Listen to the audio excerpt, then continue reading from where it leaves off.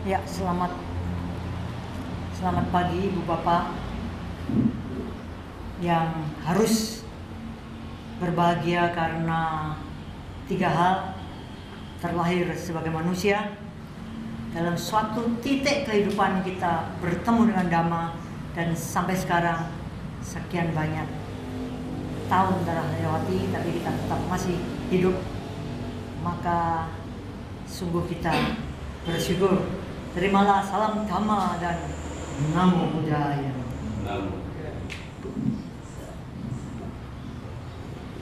Saya kalau mengatakan salam 3 hoki tadi, itu rasanya mungkin sepertinya jadi tradisi. Siapa yang merasa bahwa itu sebenarnya amat dalam maknanya? Saya merasa amat dalam maknanya. Jadi waktu ngomong itu benar-benar, aduh, tenang loh, ki bejo banget gitu ya. Tetapi hari ini salam 3 hoki tadi bermakna lebih mudeng, lebih nyes, lebih jelek. Karena kemarin sore kira-kira jam 4 saya mendapat telepon dari Jerman, bukan jejer kauman, benar-benar dari Eropa. Seorang ex-murid tiba-tiba ngebel memberitahu bahwa seorang teman saya itu lagi sakit keras. Saya agak kaget karena orang ini cukup dekat dan banyak jasanya pada putra bangsa. Grogiakanlah, saya sama Endang langsung berangkat. Sampai di sana sesuatu hal yang sangat menarik sedang terjadi, yaitu kami datang, ketemu kamarnya, itu kamar dalam posisi terbuka dua-duanya pintunya itu. Anaknya pucet kayak tonggak kelebon nyowo dia. Jadi nggak bisa gerak, kayak orang kaku, kayak kesetrum itu. Saya bingung gitu. Kayak ngopo. Lalu lintasnya orang-orang di sekitarnya, jadi karyawan-karyawanya itu kelihatan panik gitu. Saya mau bilang, Pi, kamu ini barusan dipindah di ICU, barusan aja. Bilangnya ngopo. Udah ada yang bisa jawab. Pegawainya tok gitu ya, orang breakdance itu ya. Karena paniknya setengah mati, kami pergilah ke ICU. Anaknya mengikuti. Anaknya ini akan menikah minggu depan. Jadi bisa dibayangkan ya, hari Minggu ya, hari Sabtu, seminggu persis. Jadi udah seperti udah layu begitulah. Karena mamahnya ini udah masuk rumah sakit lebih dari 2 minggu yang lalu. Jadi saya bayangkan si anak ini kan ambruk loh, 2 minggu mau menikah, akhirnya 2 minggu hidupnya di rumah sakit. Seminggu lagi mau menikah, hari ini mamahnya di ICU karena udah tidak keluar. Saya tanya, dan saya ngomong sama Endang, mungkin perlu bagi kita ini untuk mengingat-ingat pada waktu kita mengunjungi orang yang dalam kondisi mau mati, keluarganya itu kan kalut ya. Tapi mungkin menurut saya alangkah baiknya kalau kita menyapanya itu dalam kondisi dan suara yang tetap bersemangat. Nanti maksud saya bukan, tapi gimana kabarnya mama? Misalnya gitu. Enggak, aduh, ikut, saya kuat ya. Bawang ini sudah ambiar, digitu kan ambiar sekalian. Jadi waktu pertama kali si anak ini ngecenceng gitu, tapi sudah bercakap-cakap dalam perjalanan, kelihatannya ada perubahan, dia sudah bisa mulai agak senyum. Nah, terus apa yang dilakukan? Gitu, gitu. Tapi kita mencoba untuk tetap tenang, suara kita tetap biasa, sehingga orang ini juga mendapat energi positif dari apa yang kita katakan. Sampailah saya di ICU.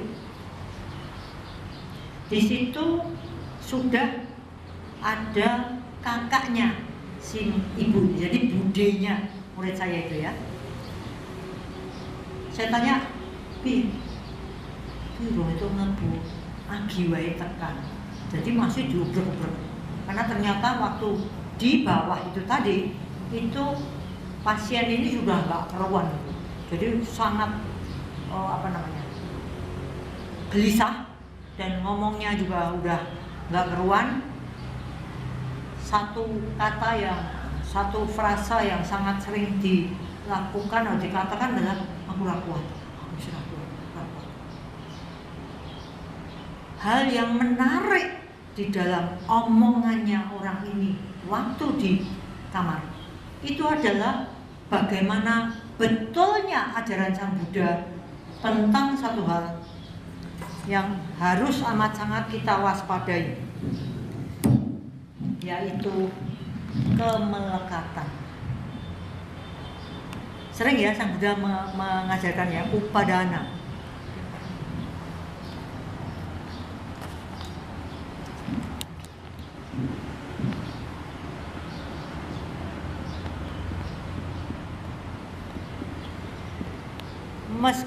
Meskipun dikatakan bahwa si pasien ini sudah sepertinya tidak sadar karena matanya udah kemana-mana, omongannya katanya nggak jelas, pelo dan sebagainya, tetapi tertangkap beberapa kata.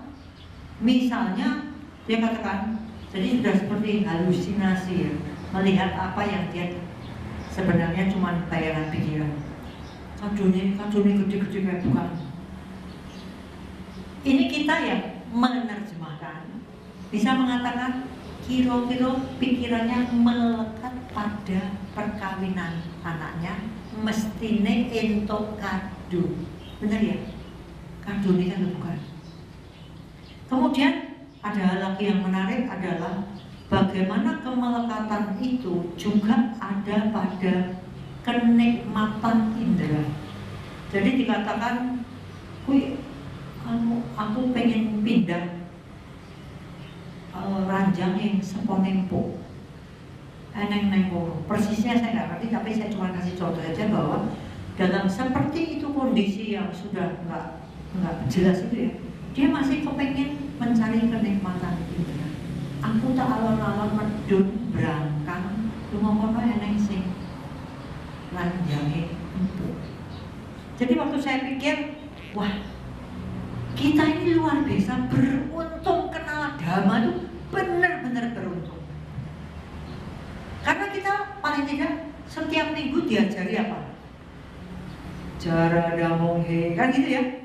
Aku akan mengalami, bukan usia tua menurut saya. Itu yang benar terjemahnya itu penuaan. Kalau saya akan mengalami usia tua, itu anak-anak enggak usah bingung mati, sesuai. Tapi kalau penuaan, tiap momen, tiap saat ini aja saya lebih tua dari tadi kan. Sehari lewat saya lebih tua dari kemarin kan. Seperti itu kita diajar. Mungkin salah satu dari zaman desanya Pak Adi berapa tahun yang lalu pernah dikatakan seorang biku barat yang suruh ngapalin itu sampai bosen, tapi suatu titik nembus. Inilah kesunyataan bahwa aku tuh ngalami penuaan ini harus serius dipahami. Aku akan mengalami penuaan, aku akan mengalami sakit. Terjemahnya wajar, gitu ya. Siapa yang bilang terjemahan ini? Yang tidak menjadi pemimpin upacara menerjemahkan. Nah, makna dari ucapan itu kita mungkin seperti apalan, seperti baca tok, tapi orang mudeng bahwa kita mengalami penuaan, kita akan mengalami mati. Wajar loh mati itu. Pak Adi lagi bikin cover karena saya siapin 3 buku dalam waktu Yang sangat singkat ini 3 buku akan terbit. Tapi untuk kalangan sendiri, salah satunya adalah Mati Itu Pasti. Dikatakan tadi, Jalan punya idenya bagus, sederhana, ada ting ting ting ting ting tet gitu. Tapi punyanya dia ahli, ting ting ting ting tet wale. Harusnya dari kiri ke kanan tuh namanya, munculnya dari kiri tuh teng teng teng teng teng teng teng teng teng tet. Alatnya Pak Adi dari kiri ke kanan, maksudnya dari mati terus hidup lagi gitu ya. Nah, hari ini kebetulan sekali pemimpin upacara mengambil itu.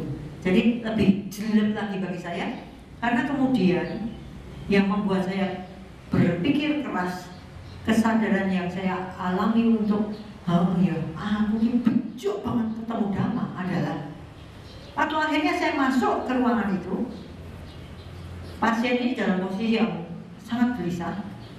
Lalu saya mendapati diri saya bingung juga, meh ngomong apa, ngerti ya? Kalau seandainya saya mau mati, mungkin anda kalau ngomong sama saya mudeng. Yang ini nek jenenge tuwa lah, ya ditampa wae. Bagi saya mungkin bisa terima, tapi bagi orang yang beragama lain yang semuanya selalu melihat keluar, berpegang pada eksternal faktor di luar diri, maka ide berpegang pada karma sendiri, kesadaran aku ini pelakunya, pewarisnya, yo kontaknya bola bali yo karma, betul nggak? Terlindung atau tercelakai yo karo karma. Jadi bagi kita ini sedikit banyak latihan untuk mudeng melihat ke dalam itu sudah ada, benar nggak? Jadi seandainya suatu ketika saya mau mati, Pak Eko ngomong sama saya, ya Cilan diterima aja, demikianlah adanya. Saya mungkin bisa menerima, tapi kalau saya nggak terbiasa, ya tak koplok sisa gue, kan gitu ya. Karena tangannya banyak gini-gini, jadi dipegang itu ya kemarinnya. Saya melihat GR saya, ini semua adalah penolakan. Maka saya ingat waktu saya dulu meditasi pertama kali itu, waktu itu saya lagi mendapat tempat di depannya medel itu ya, ada kaca gede itu, sinar matahari itu persis nyentrong ke punggung saya. Panasnya kayak apa? Kalau kena kaca dulu, kalau matahari langsung mungkin tidak apa-apa, tapi kena kaca biasanya kan menambah panas. Karena saya pinter, saya pindahlah cari tempat lain. Dipanggil sama teachernya, why did you move? Kenapa kok kamu tadi pindah? Nah saya bingung, yang jawab tuh, lah itu matahari nyentrom ke kaca, kacanya langsung ke punggung saya kepanasan. Terus dia tanya sesuatu pertanyaan yang sangat luar biasa, karena saya nggak bisa jawab. Pertanyaannya gini, why did you hate heat? Kenapa kok kamu benci pada panasin? Nah, bingung nggak yang jawab? Ngerti maksud saya? Nah terus piye? Satu, jadi dia ngomong, tentulah kembalilah ke situ, terimalah rasa panas itu edan.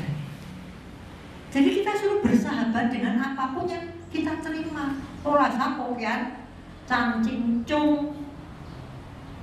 Kedua, waktu itu saya mens, jadinya perut saya sakit. Saya itu kalau mens selalu sakit, minumlah obat. Tetapi kan sebelum itu kan dikatakan meditator nggak boleh minum obat kecuali dengan persetujuan guru. Pergilah saya ke tempat guru, saya ngomong, saya mau minum pembunuh rasa sakit, karena saya lagi menstruasi dan sebagainya. Kembalilah pertanyaan itu, why do you hate pain? Kenapa kok kamu membenci rasa sakit? Nah kan bingung yang nyawa itu. Nah terus aku kudu piye? Dia ngomong, bersahabatlah dengan rasa sakit itu, karena itulah realitas pada momen ini. Ya kamu harus bisa bersahabat tanpa moh, gitu loh. Ngerti enggak maksud saya? Saya enggak mau toh moh, minggatlah dengan pikiran panas gue sing ngiyup. Moh, sakit ngombelah obat rampung. Jadi kita ini selalu menangani apa yang terjadi dengan kita yang tidak menyenangkan dengan dosa, dengan kebencian, dengan ngemohi. Nah, kemarin waktu saya ketemu sama pasien yang sangat gelisah, mungkin di akhir hidupnya, saya tiba-tiba ingat peristiwa itu.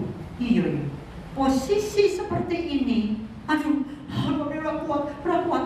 Apa emangnya dengan ngomong gitu itu penyakitnya terus mari? Tidak. Tapi saya mau ngomong, yo ditompo wae.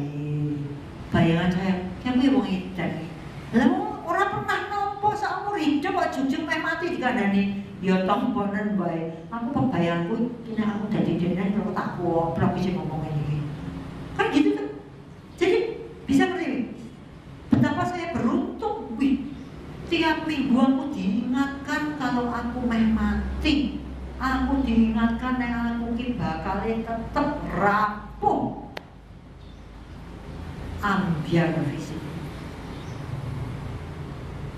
Kalau itu flashback ke mami saya sendiri, saya bisa bisikin dia, dan ini saya lakukan. Tidak apa-apa mi pindah alam. Fisiknya mami itu wis ra kuat, wis ambiar kabeh, golek fisik sing ciamik. Orang popo, mami ini sudah banyak jasa kehidupannya loh Mi. Nah, lalu saya munculkan apa-apa yang dia sudah lakukan. Punya anak, walu diupeni loh Mi, ciamik. Oh, pokoknya hebat. Hal-hal seperti gitu kan bisa kita katakan karena mami saya sudah banyak tahu tentang dhamma. Nah kemarin itu saya lagi ngomong apa ya? Enggak itu ngomong apa ya? Enggak ngomong ya. Saya ya etok-etoknya ya ngomong, tapi ya bojone nang kono mentelan. Dia mengharapkan saya bisa mujizat ngomong. Kalau tak pikir sekarang ya aku gini ora ajar. Ora njaluk izin mau mendoakan secara Buddhis. Pokoknya aku muni gitu aja. Orangnya bingung ya ngono tuh ya. Wis bisanya cuma bawa tuh ya, bawa tuh. Semoga semua berkah ada. Tapi pada titik itu, waktu saya ngomong, yo, loro yo kaya ngono kuwi. Tomponen yo, fisik yo memang kaya ngono kuwi. Tapi dalam batin saya nih, saya merasa omongan saya mau edan gitu. Karena itu bukan makanan sehari-harinya. Lalu saya ubahlah dengan satu pemahaman cerdik. Saya ngomong, Tuhan besertamu. Bejora diomongi sertamu juga. Karena wis loro itu, ya berserah pada Tuhan. Ya itu otomatis saya jadi gitu untuk membuat dia mudeng apa yang biasanya selalu dia lakukan. Tetapi dalam hal seperti gitu, tiba-tiba saya nyadari, aduh, ingatan saya pergi ke Singapura waktu Wenan dan saya belajar dhamma. Seorang profesor mengatakan, seluruh sejarah manusia, apapun pelajaran filsafat yang ada di muka bumi ini, hanya ajaran Buddha yang mengakui bahwa manusia itu mampu benar-benar bersandar pada dirinya sendiri. Ya, Buddha mengajarkan Dhamma, dan Dhamma itu mengajarkan betapa kita ini sebenarnya mampu mencapai pencerahan sempurna. Luar biasa loh. Yang lain, sorry ini mohon maaf, ajaran-ajaran falsafah keagamaan yang lain selalu mengatakan kamu tidak bisa, aku yang bisa. Jadi kamu selamat karena aku. Betul ya? Tapi kalau Dhamma mengatakan kebudayaan bukan hanya monopoli Siddhartha Gautama, Anda pun bisa menjadi Buddha. Luar biasa ya. Jadi seperti itu loh hebatnya manusia. Maka sungguh-sungguh bermakna, sungguh-sungguh beruntung kalau kita benar-benar menyadari betapa dhamma itu merupakan pelindung kita di dalam pengalaman apapun juga. Hari ini saya mendapat kesempatan gara-gara ada orang yang absen, harusnya khotbah. Jadi kebetulan ada rencana saya kalau saya mati itu nanti dibagikan buku. Kalau bisa saya yang ngomong gitu, ketika Anda mendengar suara saya sudah mati dan menunggu kalian mati gitu lah ya, semuanya mesti mati.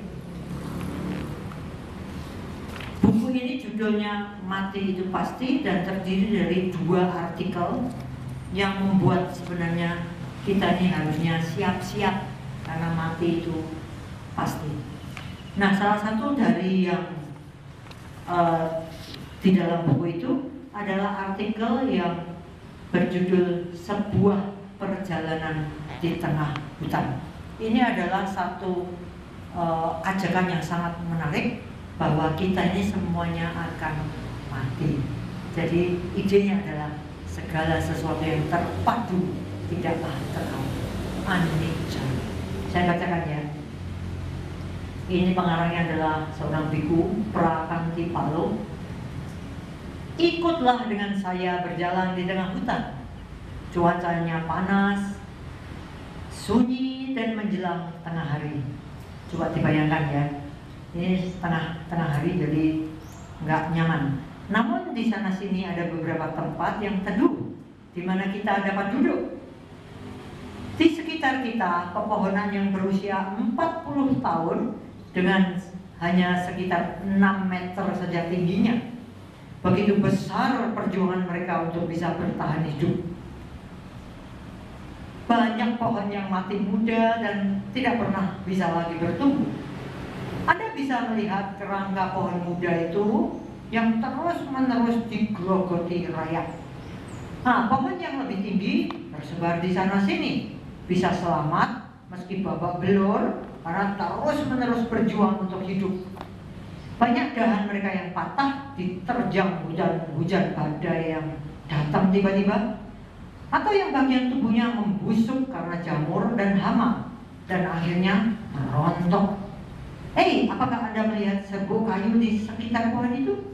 Puncaknya akan segera tumbang karena larva ulatnya itu memakan kayu kerasnya. Lihatlah ke sana itu, pohon muda yang miring itu, akarnya telah diserang oleh pemangsa sehingga telah hancur. Dan di sana, apa Anda lihat itu, pohon besar itu yang kulitnya tertutup balutan lumpur, rayap-rayap yang ada di bawahnya menggerogoti kayunya yang segar.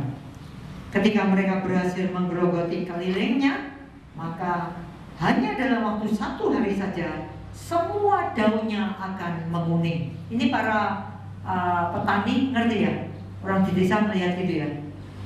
Dan pertumbuhan pohon selama 60 tahun itu pun berakhir. Di atas kita, dedaunan muda berwarna hijau transparan menyatukan keindahannya dengan birunya langit yang menakjubkan. Bahkan dedaunan muda yang lembut ini pun penuh lubang, makanan bagi kubang-kubang besar yang berdengung di udara sore. Di bagian pohon-pohon yang lebih bawah lagi, dedaunan yang muda lebih tua tampak compang-camping dan memberi hutan sebuah pemandangan yang menerawang. Meskipun dedaunan ini pasti keras, namun sepertinya merupakan makanan bagi serangga tertentu. Di sana sini Anda dapat melihat bahwa di ujung cabang dan di sekeliling bagian bawah pohon terdapat dedaunan kering yang bergelantungan seakan-akan dengan kaku menunggu algojo yang akan datang dalam bentuk hembusan angin yang merontokkan mereka. Dan begitu terpisah, daun-daun ini terlepas selamanya. Suatu proses perubahan dari proses perubahan lainnya. Dedaunan ini rontok dengan suara keras saat menabrak semak belukar di bawahnya.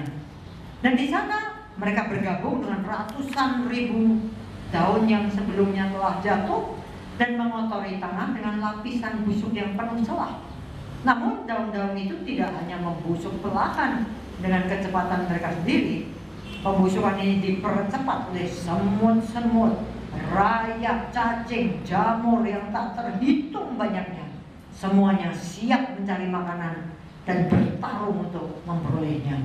Sungguh suatu miniatur dunia hutan yang mengerikan. Seekor burung berkicau dan tidak bergerak. Non jauh di sana, lonceng di leher-leher kerbau yang bekerja di sawah bergemerincing. Serangga-serangga berdengung. Anda lihat, serangga-serangga selalu sedang mencari makanan atau menghindar agar tidak menjadi makanan bagi binatang lain. Angin sepoi-sepoi mengayunkan pepohonan dan sebuah sarang tawon bulat yang besar di puncak pohon yang ramping terlihat sangat tidak aman, bahaya. Lalat berderum dan berdengung hinggap di sebatang bambu yang berayun dalam gerakan yang konstan. Cengkerik berderik, berdetik dan mendesing di sana sini, seolah-olah sedang menghitung detik-detik kehidupan mereka sendiri serta kehidupan makhluk-makhluk lainnya. Detik-detik dan menit-menit terbang menjadi hari-hari dan bulan-bulan menuju kematian.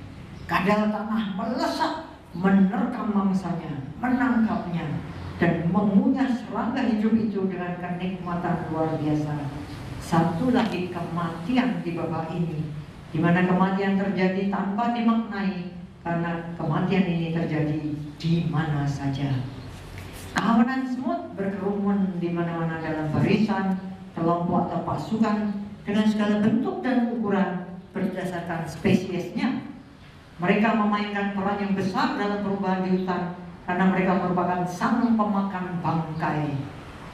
Semut-semut hanya perlu mengendus kematian dan langsung pergi ke sana siap melakukan pemotongan bangkai. Terkadang mangsanya masih hidup. Tidak ada pembusukan yang tidak menarik bagi mereka. Inilah mata pencarian semut, dan mereka selalu sibuk karena makhluk-makhluk tidak pernah berhenti membusuk dan mati. Laba-laba juga ditemukan dalam berbagai ragam jenis. Semuanya siap menerkam dan menggigit sampai mati makhluk kecil yang tak sadar bahaya yang terjerat di jaring-jaring mereka yang berkilauan. Di mana-mana laba-laba menggantungkan jaring-jaringnya yang berwarna-warni diterpa sinar matahari. Merupakan sebuah keajaiban jika ada binatang kecil yang dapat terbang dan lolos dari jaring-jaring itu. Namun bahkan laba-laba pun tidak dapat lari dari kematian. Biasanya dari sengatan musuh mereka, yaitu tawon-tawon pemburu. Meskipun ayunan bambu memang terlihat sangat anggun, batangnya pun telah ditandai sebagai bagian dari dunia yang mengancam ini oleh jaring laba-laba yang bergantung di antara daunnya. Dan kemudian bambu-bambu ini pun dipotong manusia untuk digunakan. Semuanya, baik yang indah maupun yang jelek, tetap terkena anicca, tidak kekal. Awan bergerak melintasi angkasa, membawa kesejukan kepada kita yang berada di bawah sini. Bentuk-bentuknya berubah dari menit ke menit, bahkan tiap detik pun tak ada bentuk yang sama. Awan-awan itu terlihat sangat solid, tapi kita tahu betapa awan-awan itu sebenarnya tanpa inti. Mereka berbentuk seperti ini di saat ini, lalu berubah anicca. Lihatlah kemarin di tengah hutan, tumpukan abu dan beberapa batang kayu yang terbakar kini membusuk. Dan lihat, ada tumpukan yang lebih tua lagi yang hampir berserakan. Dan tumpukan-tumpukan lainnya berbentuk bundar dengan tonggak kayu berukir yang ditanam renggang-renggang di tanah. Semuanya menyala kecil. Apa tumpukan-tumpukan itu? Oh, itulah tanda akhir hidup manusia, baik pria maupun perempuan. Hutan yang ada di belakang wihara ini memang digunakan untuk kremasi. Pada hari-hari tertentu, jika Anda pergi di sore hari, akan Anda temukan sekelompok penduduk desa dan sebuah peti mati sederhana yang terbuka. Semua orang dapat melihat jasad yang ada di sana berpakaian sebagaimana dia meninggal dan terlihat sebagai jenazah yang kecuali dirias cukup menjijikkan. Jenazah dikremasi pada hari orang itu meninggal dan paling lambat keesokan harinya. Perubahan berlangsung dengan cepat dan mengerikan pada mayat yang disimpan di negara-negara panas. Telah tersedia kayu-kayu yang ditumpuk tinggi dan tanpa upacara, tanpa kekhidmatan yang dibuat-buat, peti jenazah ditaruh di atasnya. Setelah melihat jenazah, para biku kemudian diminta untuk membaca berita. Lalu beberapa persembahan diaturkan dan ditujukan demi kebaikan orang yang mati itu.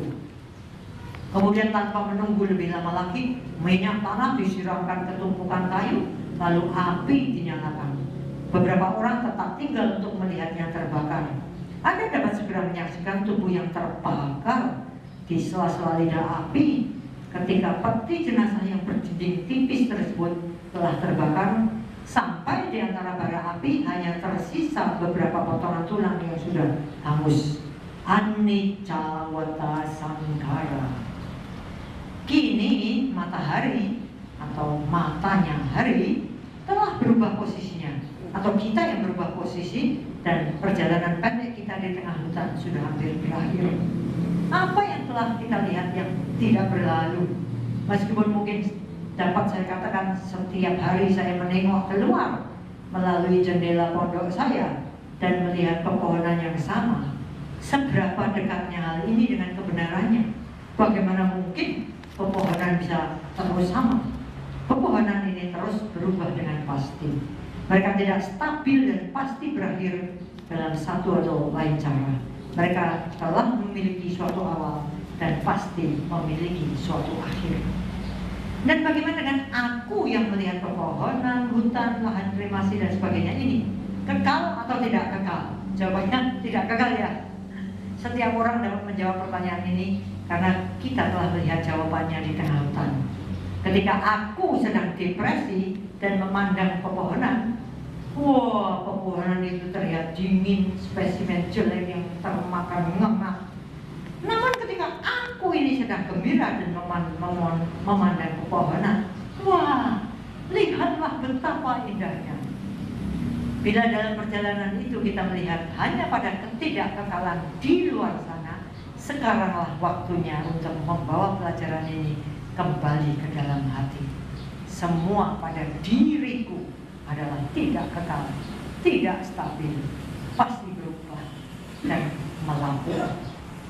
Jika anicca berarti perubahan setiap saat menuju kondisi yang lebih baik dan lebih membahagiakan, wow, alangkah sempurnanya dunia kita.